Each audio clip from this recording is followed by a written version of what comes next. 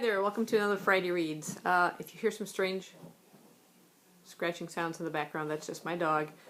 Anyway, as I mentioned last week, I am reading Rivers of London by Ben Aronovich. I'm currently on page 200, so I'm about midway through the book, and I am enjoying it so far. It has a sort of mystery, yet also paranormal kind of feel to it, and it's really enjoyable. We meet our main character, PC, Police Constable Peter Grant, and he has just kind of completed all his training and everything. He's looking for an assignment, thinking he's going to get stuck with a desk job, when he and one of his other fellow constables are like kind of standing guard near a crime scene.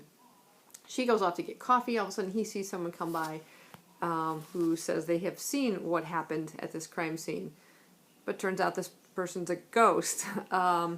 And that sets them off on a whole new career path. Really interesting. I'm really enjoying it. Apparently it's a whole series, so I'll see how this one goes and maybe continue with it. The audiobook I'm currently listening to is by an author I've never read, but I've heard a lot of. It's sort of a classic horror, and it is At the Mountains of Madness by H.P. Lovecraft. I'm about probably 60 to 65% through it, I'd say. And it's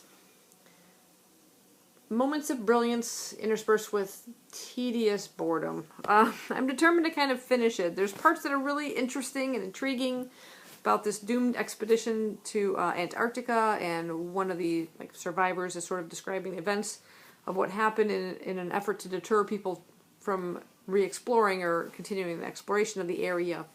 Parts of that are really, really interesting, but he goes into so much depth of detail that you just don't care about. I don't know if all of his books are like this, but I'm determined to find, to finish it off and see,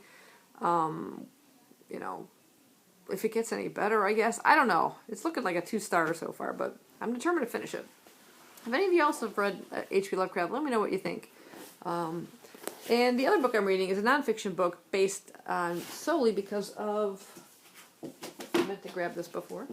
Because of this book, which I read earlier in the month, the Ghost Hunters by Neil Spring. Now, I didn't actually haul this book yet, but I ended up wanting to get it after reading this, because this is based on a true story of the most haunted house in England, Borley Rectory. And one of the psychic investigators that investigated that was Harry Price, and he features in that fictional book as himself, a real character. But he also wrote a book entitled The Most Haunted House in England.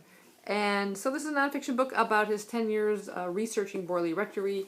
The neat thing about it, it's a really nice book, by the way. This is the Collector's Library of the Unknown, Time Life edition. It's a little built-in bookmark and has silver gilt pages. It's pretty good condition, a little bent because of, it's a used book, but all in all, I'm really happy with it. And there are, let me see if I can show you. There are photographs within it, from within the rectory. There are some handwriting and things that appeared either on the wall, more photographs. Near the beginning, there's even a floor map and everything of the rectory. So it's really interesting, kind of seeing this person's firsthand account of it. So it brings back moments of the brilliance of this book here. So it's really enjoyable. So that's what I'm going to be reading this weekend. Let me know down below what you guys are reading, and hope you have a brilliant weekend. For all those on the East Coast, I'm feeling for you guys. Hope you don't have to dig out too much. Just be safe. Thanks for watching. Bye-bye.